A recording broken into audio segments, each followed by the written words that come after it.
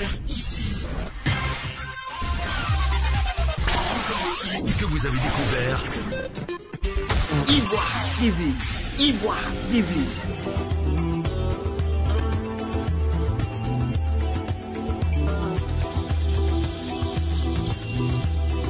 Acquittement de Laurent Gbagbo, Fatou Bensouda a-t-elle raté sa sortie?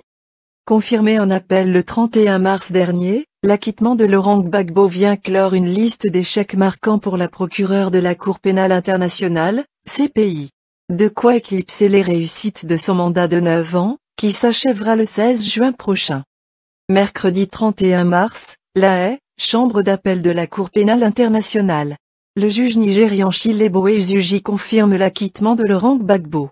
Accusé de crimes de guerre et de crimes contre l'humanité aux côtés de Charles Blé Goudé, voilà l'ancien président ivoirien définitivement blanchi par la justice internationale.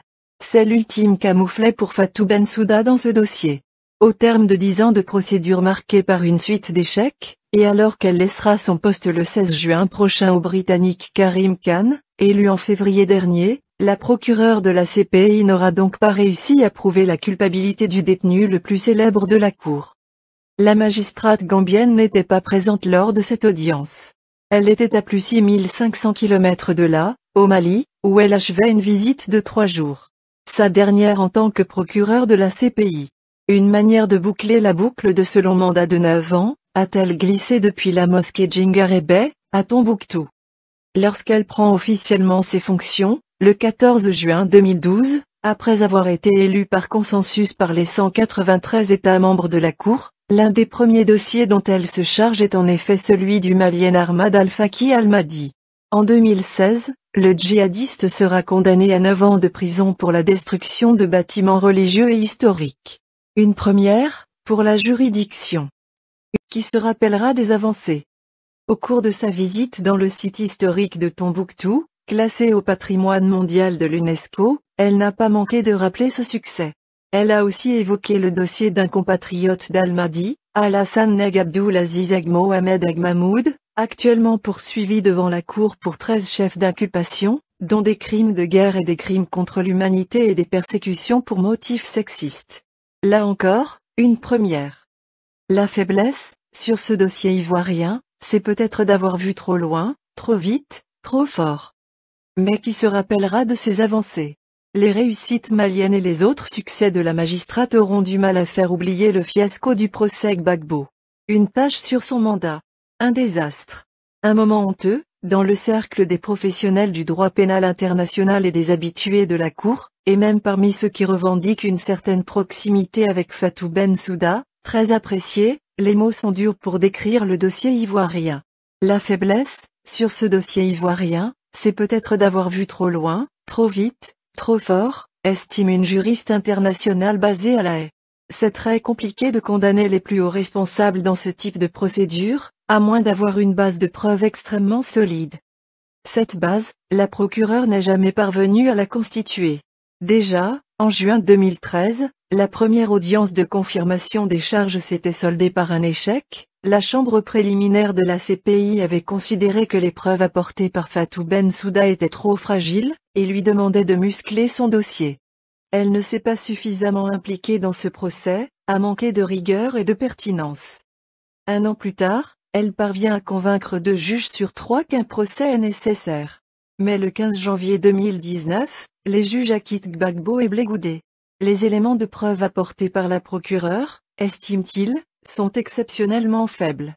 Aujourd'hui, le souvenir de la diffusion par l'accusation de fausses vidéos devant la Cour, sans aucun rapport avec le contexte ivoirien, ou le choix contestable de certains témoins, reste dans les mémoires. Du côté de l'État ivoirien, le constat est sans appel, Fatou Bensouda a été mauvaise. Elle n'a pas assez travaillé, ne s'est pas suffisamment impliquée dans ce procès, a manqué de rigueur et de pertinence, critique un proche d'Alassane Ouattara, qui tense l'amateurisme de la procureure. Laurent Gbagbo a construit toute sa défense sur le fait qu'il n'était pas au courant des agissements de ces hommes et qu'il ne leur a jamais donné aucun ordre. Ce n'était pas bien compliqué de démonter cette défense, s'emporte notre source. Évidemment, il n'y a jamais d'ordre écrit dans ce genre de situation, mais qui peut croire que tout se serait déroulé dans le dos du président? Au bon vouloir des États. Les critiques sont d'autant plus acerbes que l'État ivoirien assure avoir tout mis en œuvre pour permettre à Fatou Bensouda de mener ses enquêtes. Un argument que tempère un ancien membre du bureau de l'Assemblée des États parties, en décidant de juger Simone Gbagbo en Côte d'Ivoire, l'État ivoirien a pu bloquer une partie des enquêtes de la CPI en évoquant la confidentialité du procès, au-delà même des faits concernant le clan Gbagbo.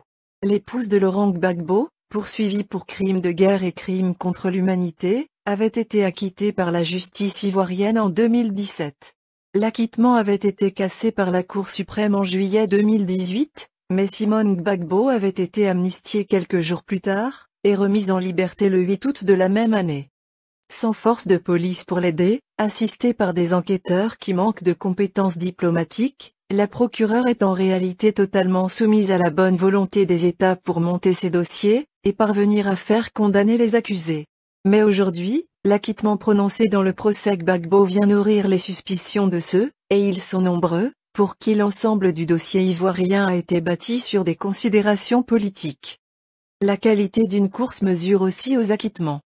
Côté Gbagbo, ses proches savourent cette victoire tant attendue et espérée. Mais de manière surprenante, ils retiennent leur coup à l'encontre de Bensouda. C'est normal qu'un avocat de l'accusation perde de temps en temps, observe un membre de l'équipe de l'ancien président. Cela peut être vu comme un échec de Bensouda et de son bureau, mais c'est en réalité une bonne nouvelle pour la CPI, car la qualité d'une course mesure aussi aux acquittements. Un procès ne doit pas forcément se finir par une condamnation. En succédant à l'Argentin Luis Moreno Ocampo, dont elle était la procureure adjointe, Fatou Bensouda savait qu'elle s'exposait à une position très inconfortable, mener des enquêtes pour une cour jeune, rapidement critiquée pour son biais anti-africain supposé, méprisée par les grandes puissances, États-Unis en tête. La première grande défaite survient en décembre 2014, dans le cadre du dossier du président kényan Uhuru Kenyatta, accusé d'avoir commis des crimes contre l'humanité lors des violences post-électorales au Kenya en 2007-2008. Le dossier est marqué par le décès et retrait de plusieurs témoins, qui poussent la procureure à abandonner définitivement les charges qui pèsent sur le chef d'État, puis de son vice-président William Ruto, alors défendu par un certain Karim Khan.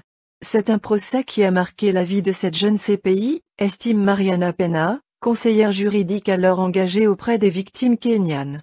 Il y a eu un avant et un après le procès Kenyatta. Puis, en 2018, deuxième coup dur, condamné en première instance à 18 ans de prison pour crimes de guerre et crimes contre l'humanité en Centrafrique, le Congolais Jean-Pierre Bemba est finalement acquitté en appel. En 2019, l'ancien vice-président va jusqu'à réclamer plus de 68 millions d'euros d'indemnisation et de dommages et intérêts à la Cour. Sa demande sera rejetée un an plus tard. Le fantôme d'Ocampo. Parallèlement, la colère de certains États africains gronde. Sous le coup d'un mandat d'arrêt international, l'ancien dirigeant soudanais Omar el-Béchir, protégé par certains de ses pairs, nargue alors la Cour de la Haye en multipliant les voyages. En 2016, le Burundi, l'Afrique du Sud et la Gambie, se retirent du statut de Rome, le traité fondateur de la Cour. Elle avait une véritable volonté de rupture, mais n'avait pas les coudées franches pour changer les choses. Fatou Bensouda tente alors, avec un courage que tous lui reconnaissent, d'ouvrir ses enquêtes au reste du monde. Et elle ne choisit pas les dossiers les plus faciles, en s'attaquant au cas de l'Afghanistan, qui implique directement les États-Unis, elle s'attire les foudres de Washington, qui riposte avec un régime de sanctions habituellement réservé aux terroristes. Il sera finalement levé le 2 avril 2021. Mais l'ouverture de ces enquêtes suscite également des critiques. Elle les a ouvertes pour montrer que l'Afrique n'était pas la seule zone visée, mais elle s'est dispersée en voulant multiplier les dossiers. Et cela coûte cher aux États parties, fait remarquer un magistrat en poste dans une ambassade européenne à La Haye. Elle a fait de son mieux, observe l'avocat camerounais Charles Takou, avocat de la défense dans plusieurs dossiers devant la Cour, qui appelle à un peu d'indulgence à l'égard de la procureure. N'oublions pas qu'elle a dû essayer tant bien que mal de résister aux interférences politiques. Et qu'elle est l'héritière du mandat catastrophique d'Ocampo, elle a passé une bonne partie de son temps à corriger les erreurs de son prédécesseur. Elle avait une véritable volonté de rupture, mais n'avait pas les coudées franches pour changer les choses. Après tout, elle faisait partie du système mis en place par Ocampo, estime un juge ouest-africain, conseil de sa représentation diplomatique auprès des Nations Unies. Culture de la peur et harcèlement. Une chose est sûre, Fatou Bensouda n'aura pas réussi à redresser le tir de certaines des erreurs de son prédécesseur. Fin 2020, un rapport réalisé par des experts indépendants est rendu public. Il relève d'importants dysfonctionnements dans le fonctionnement de la Cour, en particulier au sein du bureau de la procureure, composé de plus de 400 membres. Les auditeurs évoquent le manque de qualification de certains d'entre eux.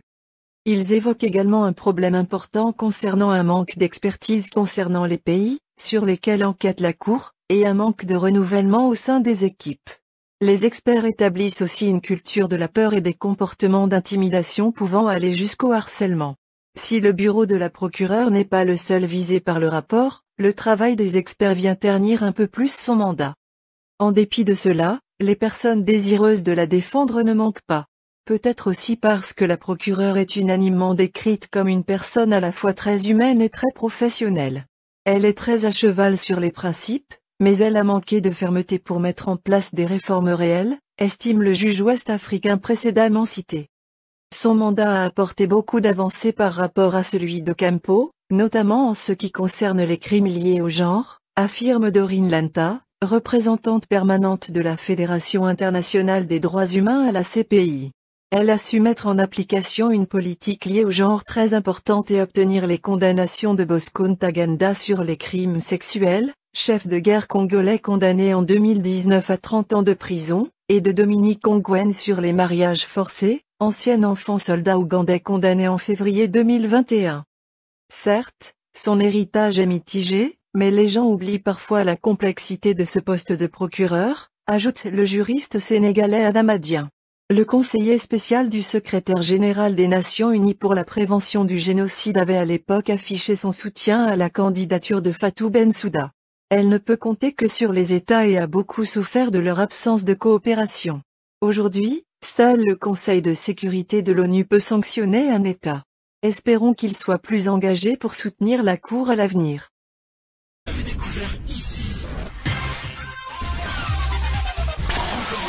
Que vous avez découvert Ivoire TV. Ivoire TV.